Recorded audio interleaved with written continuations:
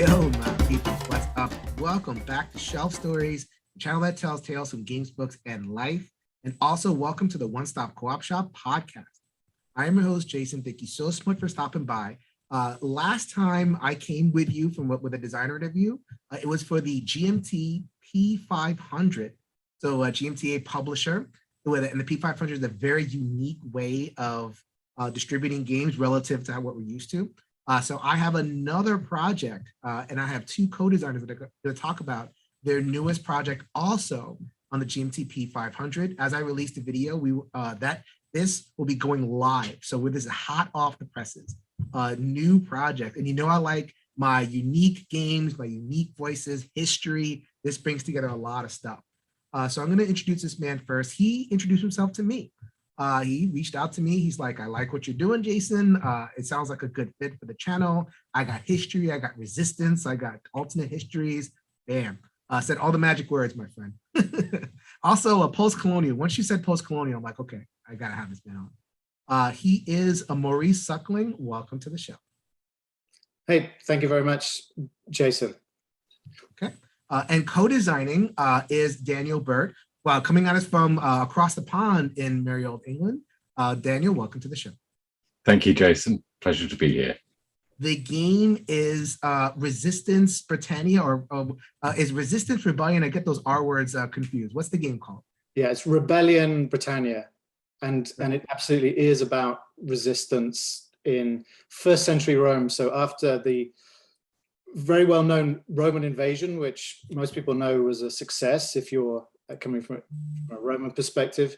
But after that, in that first century, there are a lot of rebellions. And this story is often untold.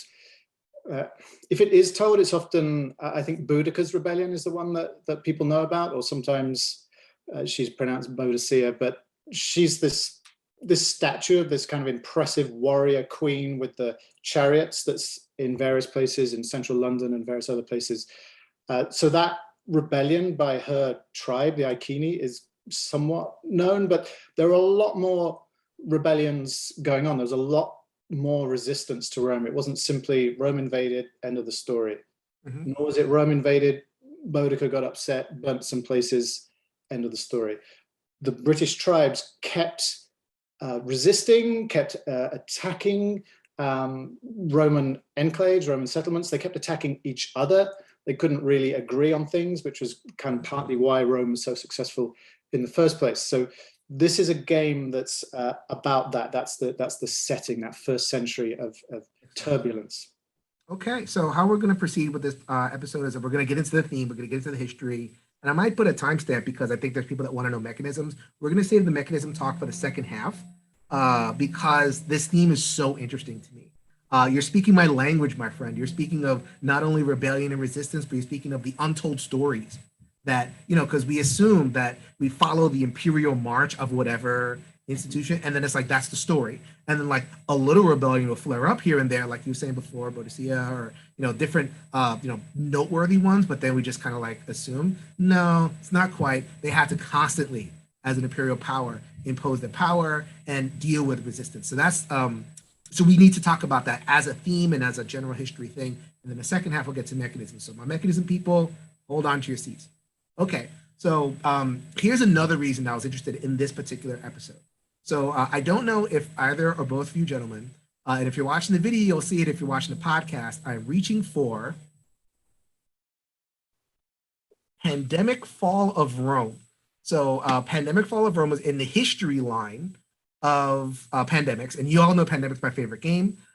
So in this particular game, it goes over the same time period, well, actually more the fall of Rome, so like a couple of centuries afterwards, but it's dealing with the same things in terms of barbarians, wanting to quote unquote conquer Rome. Like in Pandemic Fall of Rome, every tribe, so you have the Visigoths and you have the Jutes and you have all these different tribes, and they're all trying to enter Rome and they're all trying to conquer Rome. And that's kind of, in terms of the way we think of barbarians, that's kind of what we think, right? Like they're all kind of the same, and they all want the same things. And so talk about that a little bit. You guys both nodded your heads, and talk about how this story can be dominant, and what you're trying to do with your game. But let's talk about Pandemic Roma first. You both nodded Sure. your head, so I wonder if you have the same reaction that I did.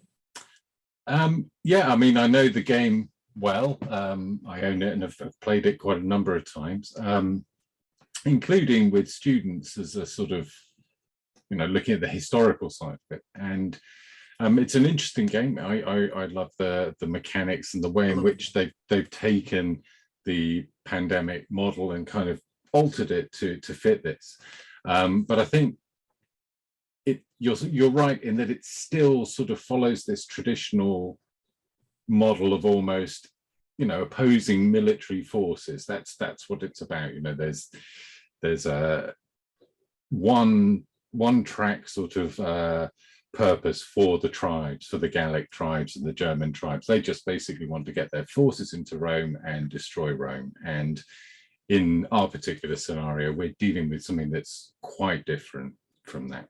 And so I think it's sort of an interesting comparison, actually, because we have some, as we'll come to presumably later in the more mechanics section, there are some pandemic sort of DNA in the mechanics we're using as well, but we can talk about that later. But yeah, very interested. I think that's a great and fascinating sort of interpretation of the game, but it's still sort of at that quite high level where it's kind of, the definitions of victory in these sorts of games can be so nuanced, and in that game there's no nuance. It's the traditional does Rome fall or does Rome stand? That's the only nuance you get. And the idea, like, you have the different colors for the tribes, so theoretically they're different. So like the Huns and the other things, the Anglo-Saxons and the Franks and the Visigoths, and like they're mechanically different in that, like, there's a different number of cards in order to convert them. That's it. Like, they're functionally the same. Like in Pandemic, you got the 4 colors, but they're really the same disease. They act the same ways. The idea that, like, we can put that on peoples. We can put that on groups of peoples that they exist in relation to us, and they all want the same things. They want what we have. And that's how we game it out. So when Maurice reached out to me, one of the first things that struck me was the idea that, like, you're making a game with different factions, but they want different things, they act differently. Maybe talk a little bit about that distinction there. Yeah, so there's a lot to say there, but and the interesting that you bring up Pandemic Fall of Rome too, because essentially that exists within what I would describe as a sort of colonialist tradition, where it's about being imperialist, it's about being expansive, expanding, conquering, dominating others. And war games use that mechanic a lot. It's kind of an obvious mechanical metaphor. You're working with space, a board, so you're going to try and control it. What we're doing is our game exists within what I would describe as sort of a nascent post-colonial tradition, which is not really in the mainstream, but it is in historical board war games. It's been boiling away for sort of 10 years or so, and we see it through games like the coin games, the counterinsurgency games that GMT publish. We see it in games like the Red Burnous, which is about to come out, about French invasions in Algeria, where it's a cooperative game working against the colonialist invaders. Now, our game exists within that. Like I said, it's really kind of nascent, this kind of tradition. So the idea there is that there are 2 key aspects that I think put something in a post-colonial space. And when I say that, I don't mean the colonial ceases to exist. It's just that this post-colonial adds its voice to this conversation. So Rome is concerned with conquest. So it's a very colonialist perspective. But for the British tribes, there are these 2 elements that I think are critical that kind of move it into this other space. One is agency. So you get to play as this other faction, as in this case, indigenous peoples who don't have a voice through much of history because they used an oral tradition, something we're very familiar with throughout a lot of history. Right. And to be clear, in Pandemic Fall of Rome, there's no chance to play as the Franks and the Jews. Right. Like you can Right. only play as the Romans. And that's, if you don't know anything about the game, know that. Know Right. that there's one perspective, the imperial perspective. And a lot of games do that. A lot of games talk about just the imperial perspective. And what this game is introducing, and like you said before, the coin does, but if you don't know coin, it's kind of an asymmetric thing. So you're like having different factions that have different goals. So that's the DNA that is present in this game, is the idea of different factions and different goals. And that creates a lot more space for different voices to be heard. Right. Exactly. So, and that's the other aspect, which is to do with different perspectives, different motivations, different resources, different capabilities. So a colonialist perspective encourages us to think that, hey, if a polity, a state, a nation, a tribe, a faction, if they are poor at being imperial, being imperialist, being colonizers, then the assumption is, well, they are lesser, right? But that assumes that, look, it's not necessarily the case that a polity, if it's poor at colonizing, it doesn't necessarily mean it has thwarted imperial ambitions. It might indeed have quite different motivations and agendas, be trying to do something quite different. So therefore, judging it by imperial metrics is a terrible idea. It's just forcing everything into the same kind of channel. Did you expand? Did you conquer? Mm-hmm. Well, for these British tribes, they mostly weren't that interested in dominating the British Isles. They weren't trying to out-roam Rome. They were trying to survive. They were trying to generate agriculture, look after sites of ceremonial importance, generate crafts. They're trying to trade. They would, from time to time, show their kind of volatility and their sort of military potency. But equally, sometimes they would be client kingdoms to Rome. They were trying to find a way to survive. So we are trying to model that in our game and show that Rome can have this very particular kind of way of being and trying to impose itself. And that leads to victory for the player looking after Rome. But for the British tribes, there are different avenues to victory. To touch on Dan's point, it's about perspectives of what we even mean by victory. So that's what we're attempting to model, which is why I say it sort of sits in this, it belongs in some part into this kind of post-colonial new tradition I think is developing.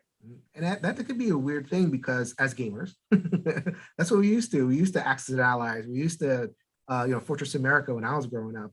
We're used to, like, there's a lot of popular video games, like the Civ games, and that I forget, there's one like really popular kind of Civ-esque game right now. I forget exactly what the name is, but like I read an article about like kids are going to college and they're what they know of the world comes from this imperialist video game. Oh wow! And I'm gonna have to look up what that one is. I know Crusader Kingdoms is one that people are... Okay, yes, that's the one. Thank you. I don't have, you saved me the trouble. Yeah, Crusader Kings. Yeah, because like literally, like the professors will come in, and the way that so there's the imperialist outlook, there's the general the warlord outlook. So and this idea that if a general wants something, then like it happens, and like they only face resistance from another general. Like this stuff is that there's so much layered and so much deep, it's beyond the scope of this conversation.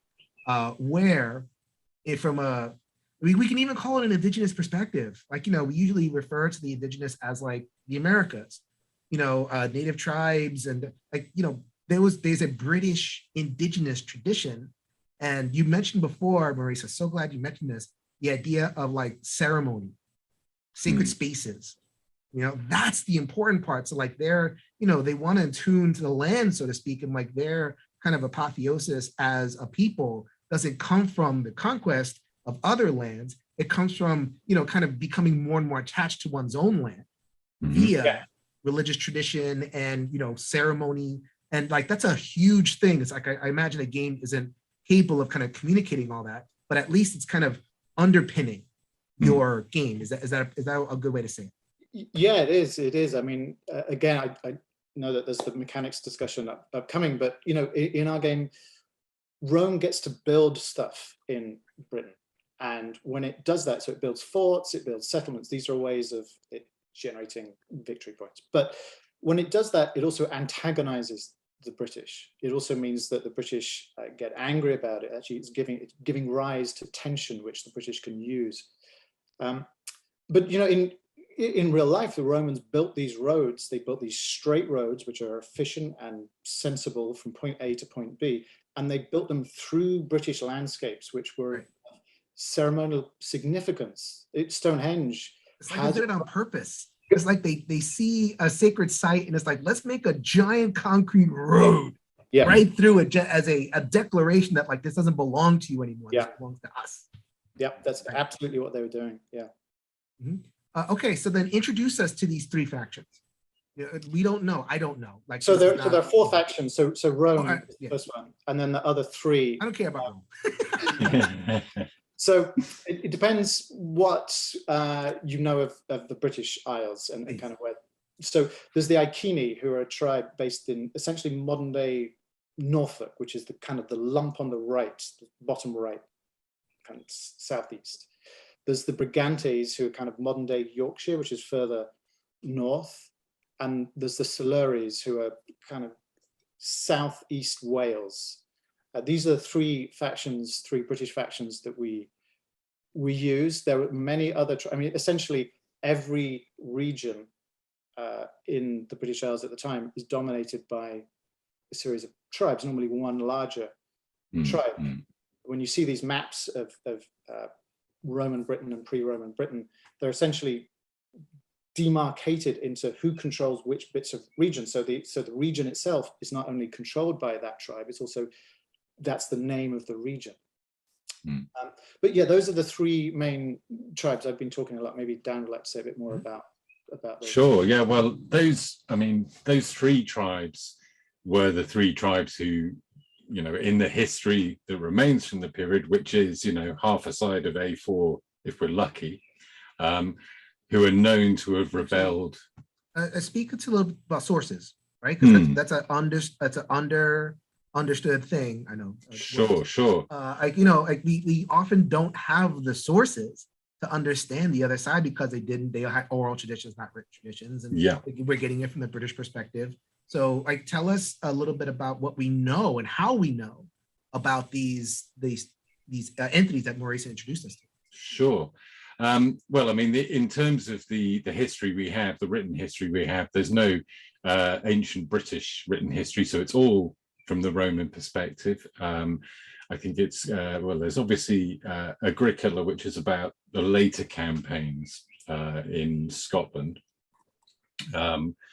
which has about, I think Maurice can correct me if I'm wrong, but it's about a paragraph about, the period prior to Agricola's campaign in Scotland.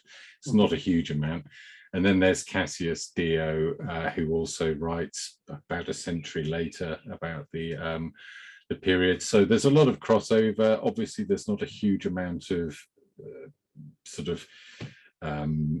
embellishment of the stories beyond sort of the writers giving grand speeches. They love giving grand speeches to the generals on both sides, from the British perspective and from the Roman.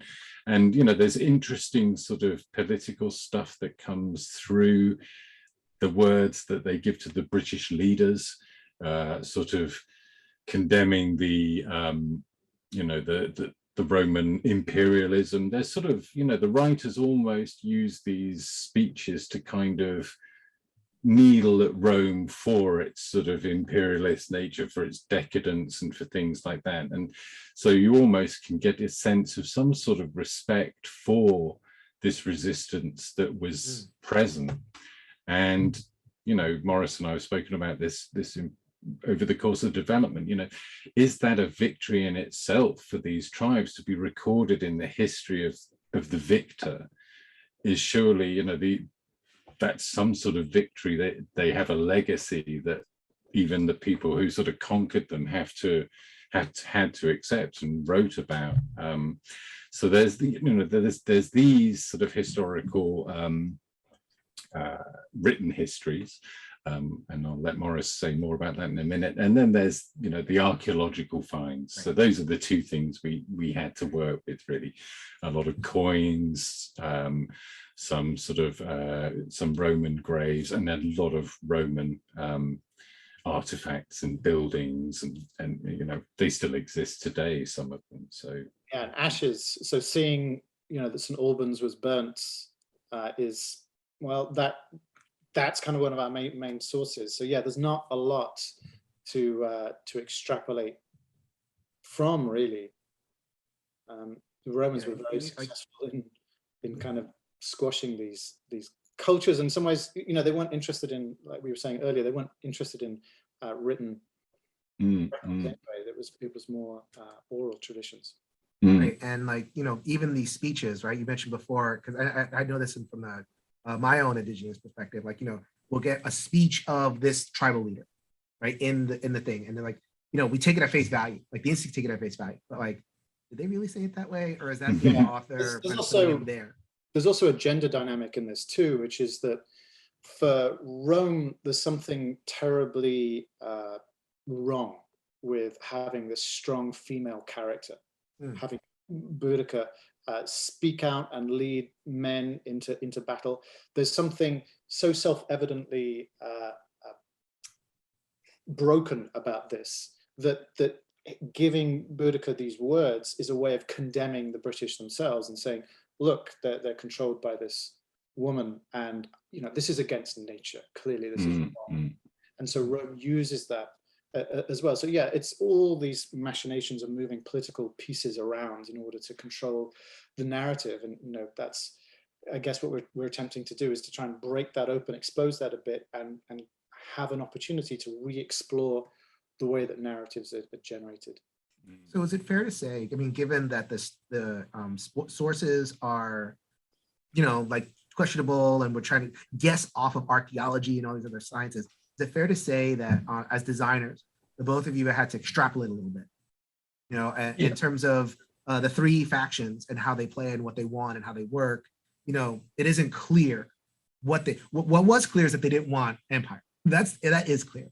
And so, they wanted they want to be left alone and be in the land. So how much extrapolation did you feel like you had to do in order to reflect the reality of the three different factions?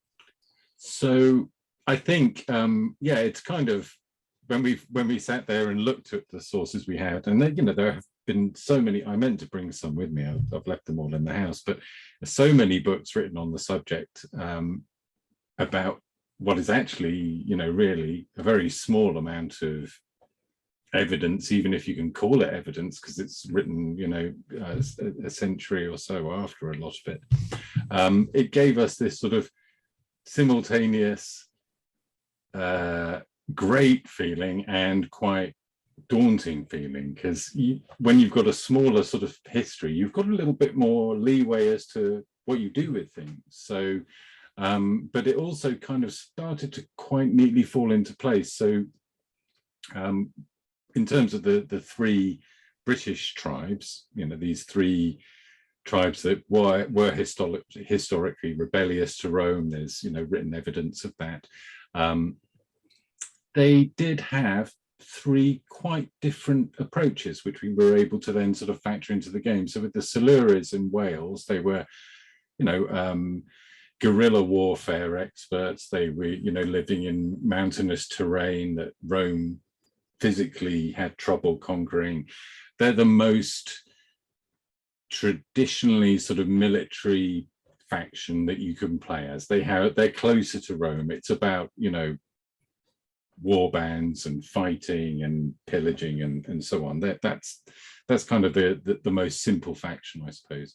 And then you have the Brigantes in the north and the Iceni, who are both ruled by strong women, as Maurice says, but quite different. So the Brigantes were largely a client kingdom. In some fictional work that's been written about the period, Cartimandua, who's their queen, is kind of portrayed as a bit of a snake, very pro-Roman, very anti-British. She has this sort of slight reputation, possibly unfairly. I think she was mainly about making her kingdom survive. But so we have, you know, elements of that in there. And then with Boudica, you have far more of the sort of the wronged tribe, you know, so they start off relatively indifferent towards Rome, possibly slightly positive, but as we'll see when we talk about mechanics later, that may change. And then you become very much this sort of, as the statue shows, this sort of strong woman on a chariot, and her aim is to basically make Rome pay. It doesn't, you know, there's no sort of, I want to control their land, I want to take over their settlements. She just wants to burn their settlements. And, you know, so we had that sort of nice leeway from having, you know, sort of fragments of history that we could then sort of build around. Yeah, absolutely. I mean, yeah, so we do know that the Iceni Boudica's tribe began as a client kingdom, began this period as a client kingdom for Rome, to Rome. But that switched at the death of her husband. The story is that he, trying to play it safe, gave half of his kingdom to Rome and half of his kingdom to his wife. And Rome said, great, we'll also have the other half. And raped her daughters. Oh, no. And Boudica then rose up and somewhat unusually was also able to engage other tribes, the Trinovantes most famously as well, with her. And it was quite a momentum that she generated at the Battle of Watling Street. There are talks, again, this is from Roman sources, but possibly 100,000 warriors faced off against Rome, Roman legions that were hurrying back from trying to suppress the Druids over in Mona, or Anglesey as it is now. And it was a disaster for the British. But hard to know really exactly what those numbers were like, and people still don't actually know where that battle actually took place. Watling Street is a long Roman road, and it could have occurred in many places along there. But it speaks to Boudica's unusual ability to ignite the other tribes. And we do know that the Brigantes also began this period, spent much of this time as a client kingdom, but that switched. Her husband betrayed her, and things got complicated. And as Dan said, the Silures were really more irregular warfare, more kind of guerrilla warfare. So we extrapolated those key tenets and built something around it. But, you know, this is a game where we're modeling motivations and high level ideas more than we're modeling specifics. So there's no tight scale of unit numbers. You know, a piece doesn't represent 100 warriors or 1,000 warriors. We've left that all completely sort of abstract. Although I guess I'd say that we do know that Rome most likely only had 4 legions on the island, on British Isles at the time, and there's only 4 legions in this game. Legions are represented not by totals of men, but instead by step losses. There are 3 step losses that they lose cohesion, and when they lost enough cohesion, they are destroyed. And we know that Boudica got close to destroying one of the legions.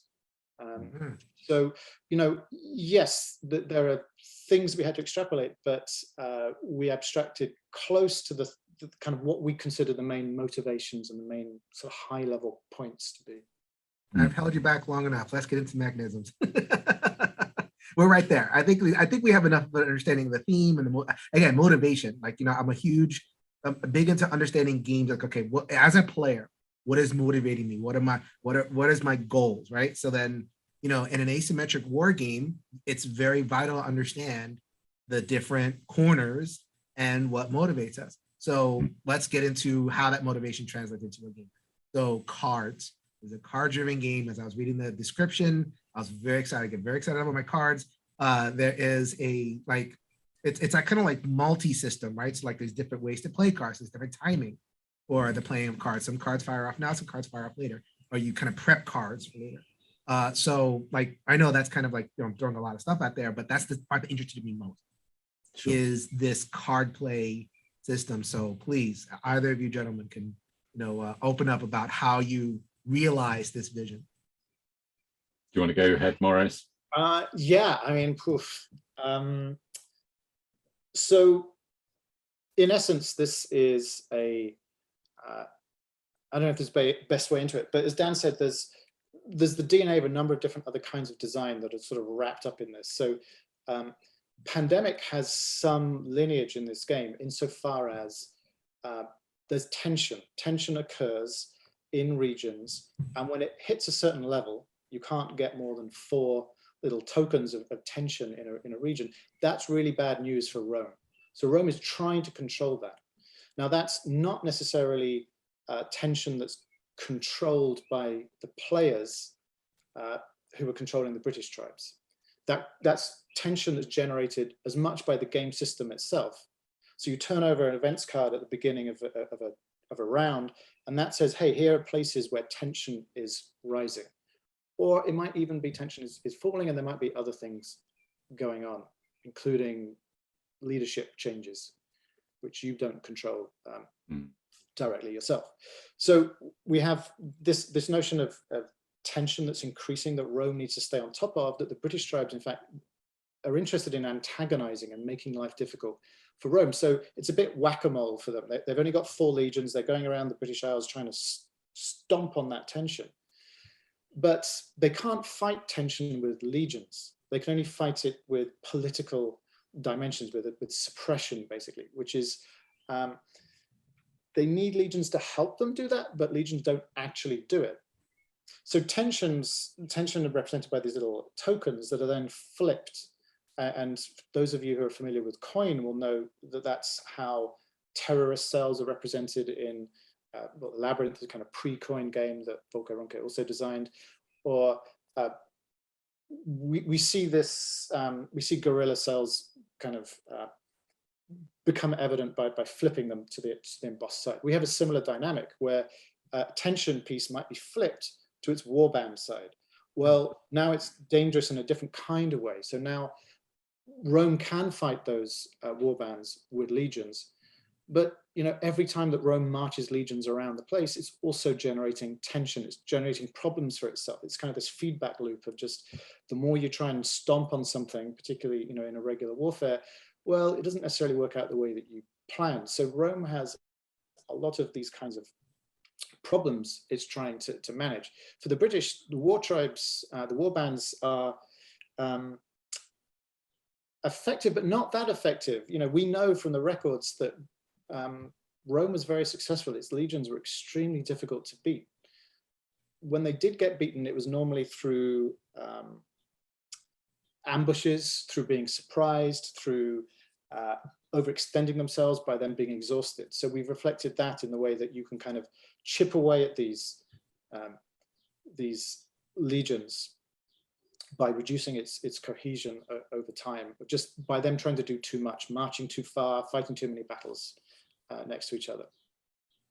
So those are some of the core concepts. And I talked a little bit about the event cards. So I could tell you a bit more about the sequence of play, perhaps, which is so you were describing like the board ecosystem. Yeah. So the board ecosystem has these as tokens, as tensions, and as the Roman player, you're looking at it and going, okay, where's the hotspots? And trying to figure out, use your resources to kind of diminish the hotspots. And the tribes, in their own ways, are kind of like, defending against the intrusions. And you're saying for one faction wants to destroy what Rome builds, and another faction wants to kind of raid. So so let's get to the player side, like how to make that real. That's where I get my cards. Yeah, maybe Dan, maybe you want to take over. Yeah, sure. So so each of the Britain factions and the Rome faction have a deck of cards. The Britain, all the decks, as in if you're familiar with Quartermaster General, the deck and I believe it's in some other games as well, like maybe Marvel Champions. The deck is kind of your hit point, so it doesn't get recycled. Once you've played a card, that's it. It's in your discard pile.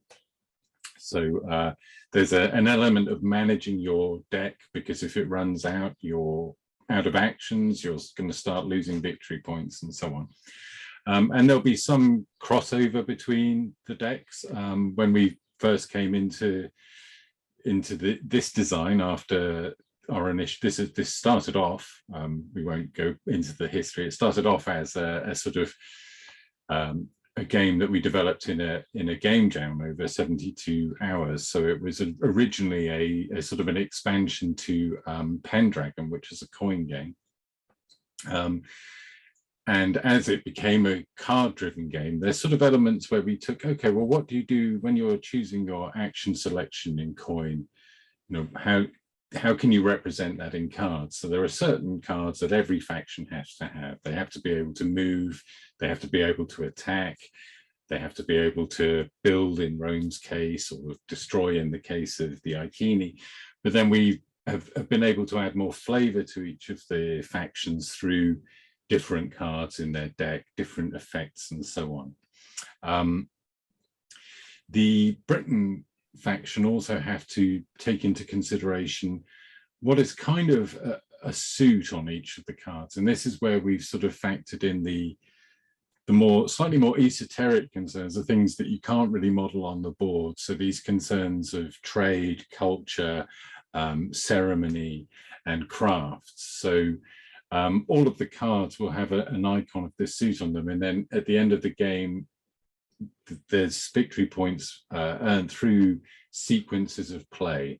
So if you've got a run of 3 to 4 craft cards, and then you have a score of 3 or 4 towards your crafts at the end of the game, and that's compared with the other people. So as well as trying to look at the board state and think, okay, what do I want to do? I want to, you know, move warbands into here, generate some tension here. You're also thinking, but I also want to play a card that's going to build on my cultural development, my craft making, my ceremonial side.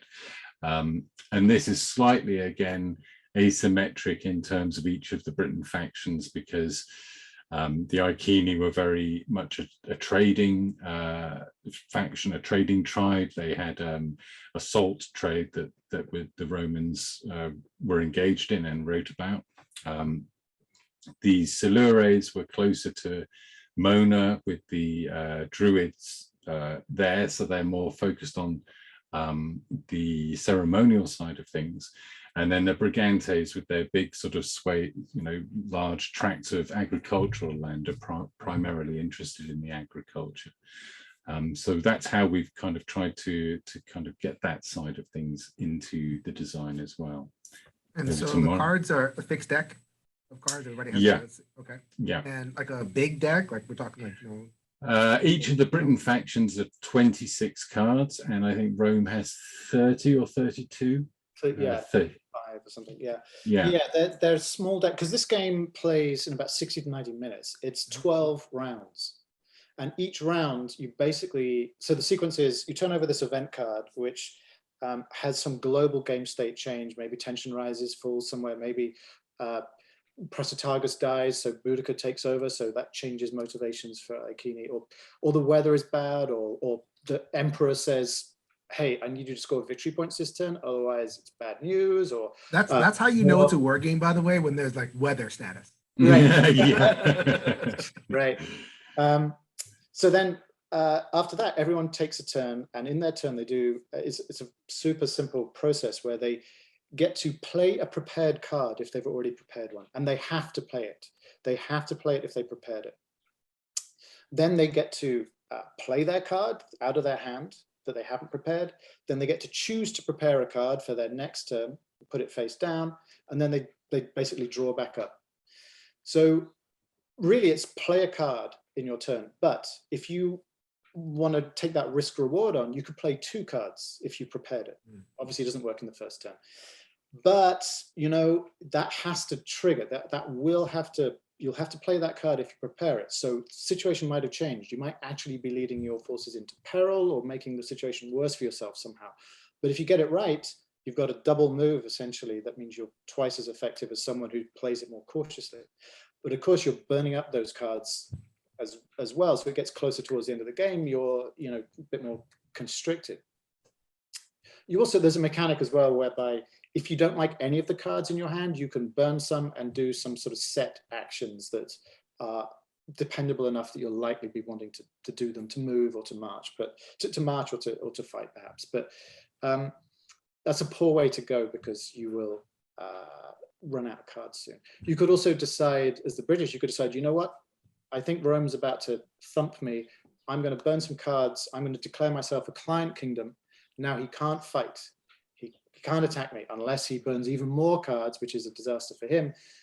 And if you do this play, it's sort of a way of turtling in and getting some victory points, and also somewhat reflecting the history as well. So that's the process. You get to end your round, and then everyone does their turn in the round, and then there's another round, and it's something that we've been, it started off, I think it's about 15 rounds when we were earlier development. We got it down to 12 because it just felt a tighter kind of experience.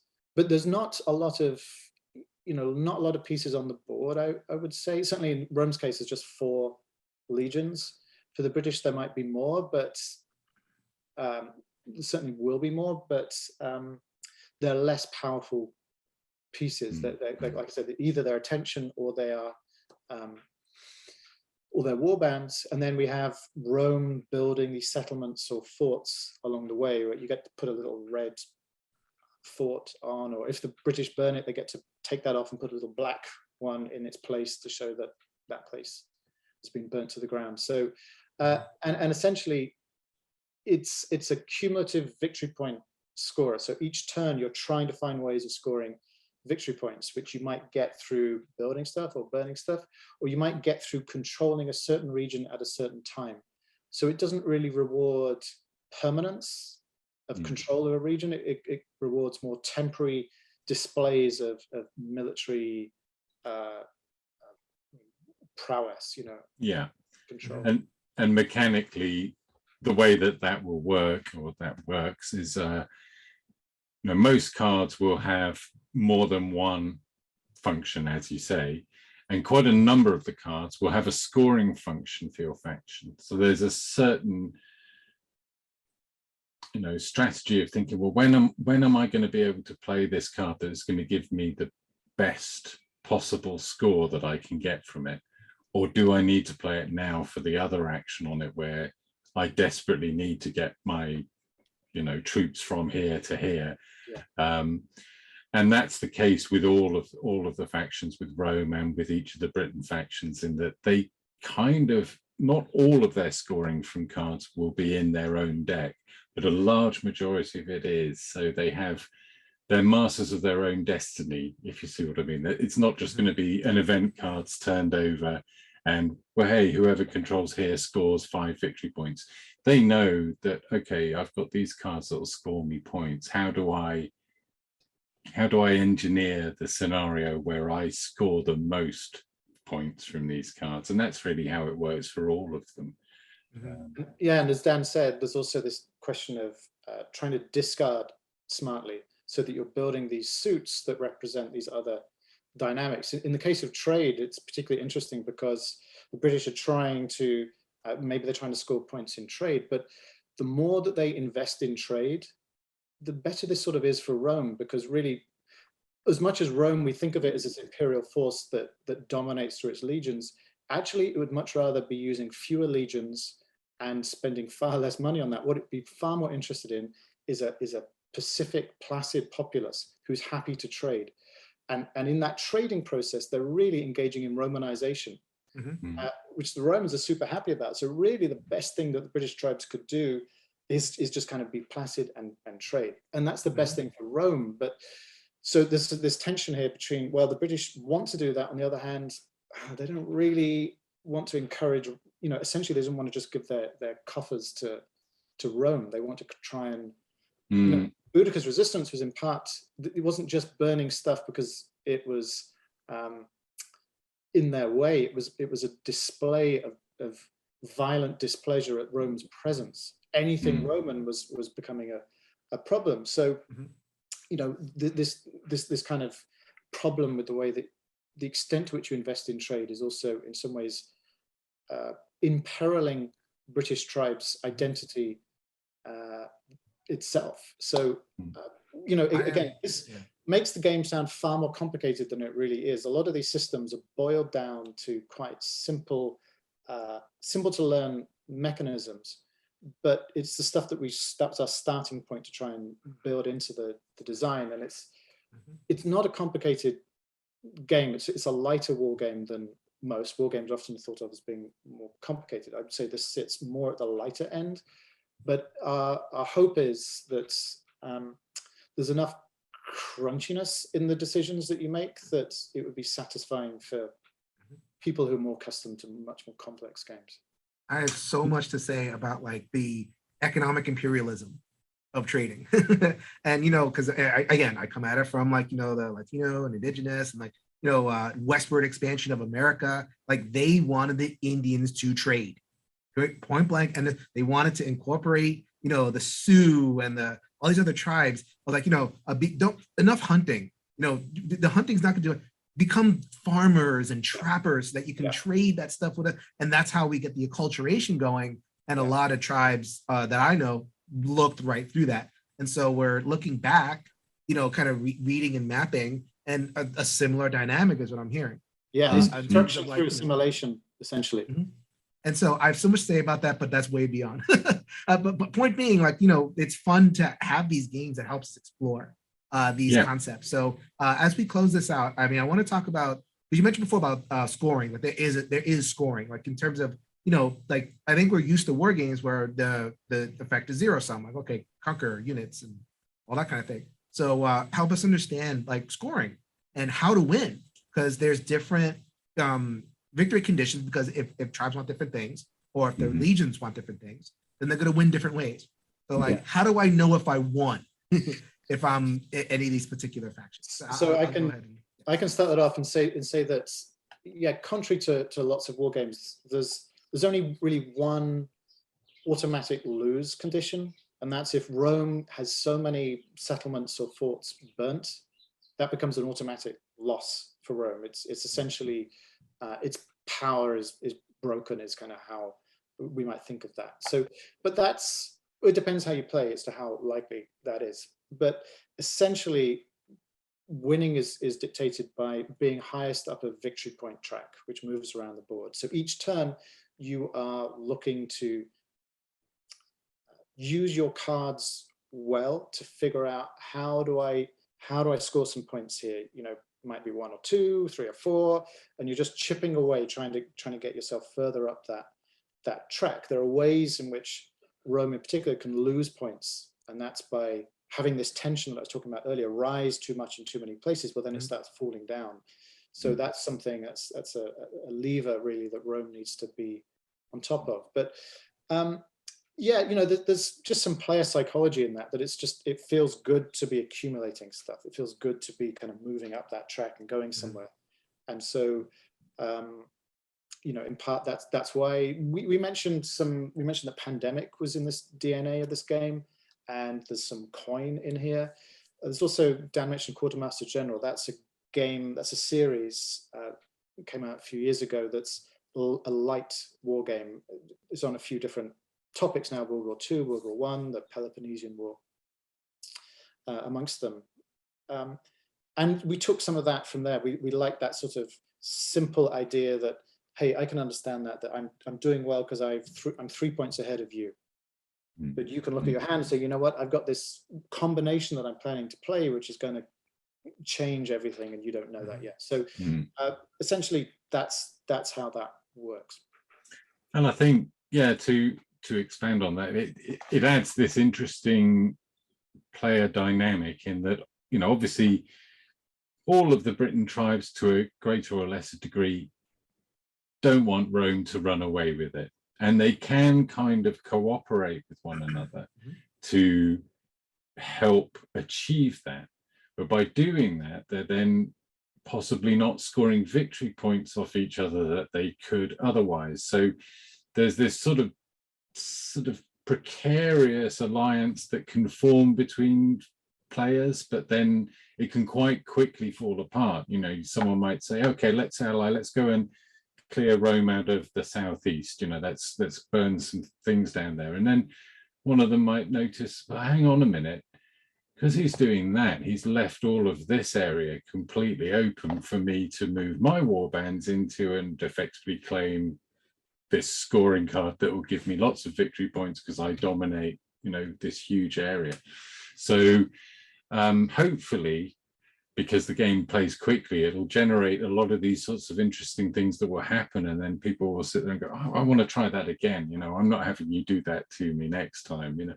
And that's kind of what we've aimed for. This sort of as Maurice says, it's towards the lighter end of the war games in terms of the mechanics. It's card driven, so you really, as long as you can read what's on the card, and we've explained it well, you should be able to know how to play just by sitting and playing through the first couple of rounds.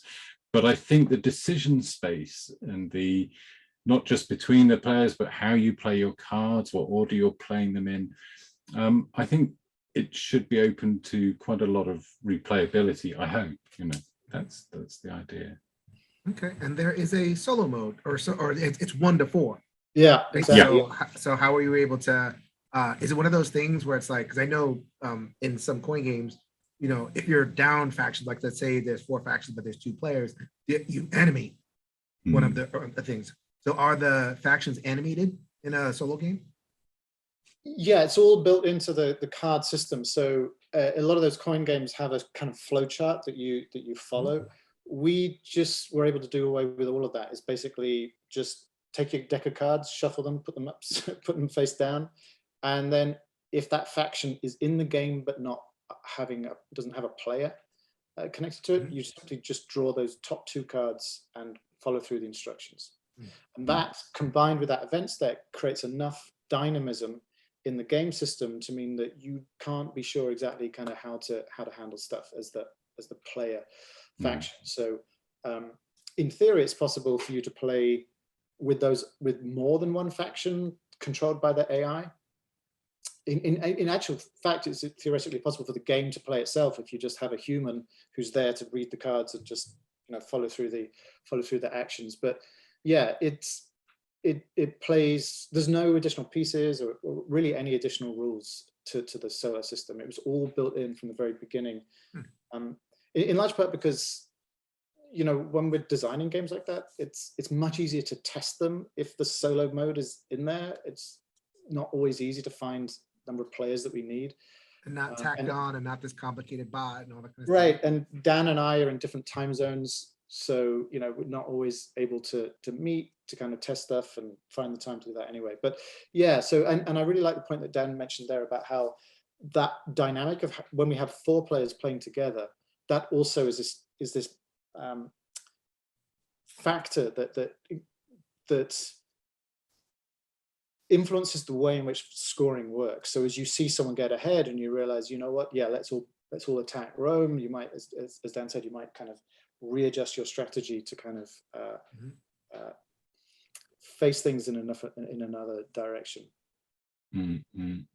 And the way in which the AI works is the mechanical level is we have the map of the region of Britain that we're interested in, which eventually stretched from the south coast up to the border of Yorkshire with Northumberland and the Scottish region. Each region has a number, and so on a card it'll say you can move, or tension, it can be generated in a region of your choice. If it's the AI, then use the lowest numbered region or use the highest numbered region, which fits the current board state.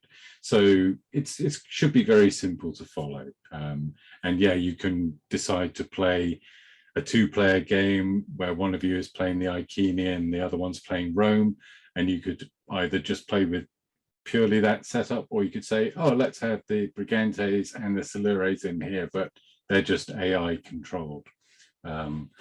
So yeah, there's a lot of flexibility there, I think. All right. So we're talking Rebellion Britannia. We're talking a GMT P500 project. P is for pre-order, and you put in your pre-order and you don't get charged unless they get up to 500 orders. Once they get 500 orders, the order is to print, they'll charge you. And then, it's a way to it's a Kickstarter-esque thing to gauge demand, right? So they're not going to print something that has no demand. So like this is a way, so that's really important. That's why the interviews are important, to get the word out. We got to get to those 500s, and then beyond 500, as explained in the last episode, we'll see. Like there might be improvements in the art and more development, and expansions might be in offering depending on how popular it is. But you can see that, you can track that through this GMT P500 system. So yeah, Rebellion Britannia, go ahead and check out the project. It is live. As we speak about that, check the show notes. I will have a link in the show notes for this project. If it seems interesting to you, it's definitely interesting to me as somebody, again, post-colonial rebellion. It sounds like you've done a lot of thinking in terms of not just kind of putting it in the rule book, but realizing rebellion and different ways of being in the mechanism. So I definitely very much appreciate what you've brought to the table. So any last words about the project or to the audience? Or I'll go with Daniel first. Anything that you wanted to cover that we haven't touched on yet? No, I mean, I think the only thing I'd say is that, we hope that maybe not expansions to this. We did initially start looking at, the campaigns in Scotland, but I know that Maurice in particular has put a lot of thought into other scenarios, other rebellions, other historical situations that the engine could model. So hopefully, if all goes well with this, there may be more to come, but we'll see. Yeah, I'll just add to that. There's rebellions are asymmetric. They're kind of clunky, difficult, often for game designers to address because of this imbalance, and sometimes they're very short-lived. There's a rising and it's quickly quashed, and there's a small rider in the history books about it, but that's about it. But we think we have a system that allows us to approach other topics, and as Dan said, there are ways of tapping into these stories that are not so well known or even really kind of largely forgotten. There are significant rebellions that haven't had a game treatment, and we think there's a way to do that through a system that has a lot of these ideas that we began this episode talking about. They're distilled into simple mechanical elements that, this is going to be a small rule book. We think this is not going to be a 60-page rule book that is like, oh my God, I need examples of play to possibly understand what on earth is happening here. This should be a small rule book. We're learning from our developer at GMT, Ken Colm, he's telling us that he's able to teach this game in about 10 minutes. He's basically setting it up and saying, read the cards. If you have problems, let us know. But he says it's a short teach. So that's super encouraging, because that's, where we wanted it to be in terms of accessibility. Very nice. All right. So Daniel, Burt, Maurice, Suckling, the project is Rebellion Britannia. Go check it out. Thank you, gentlemen, for coming on the show. Thank you. Thank you for having us. Thank you. Thank you very much, Jason. If you could change your mind, you can change the world, people. So until next time, hey, everybody.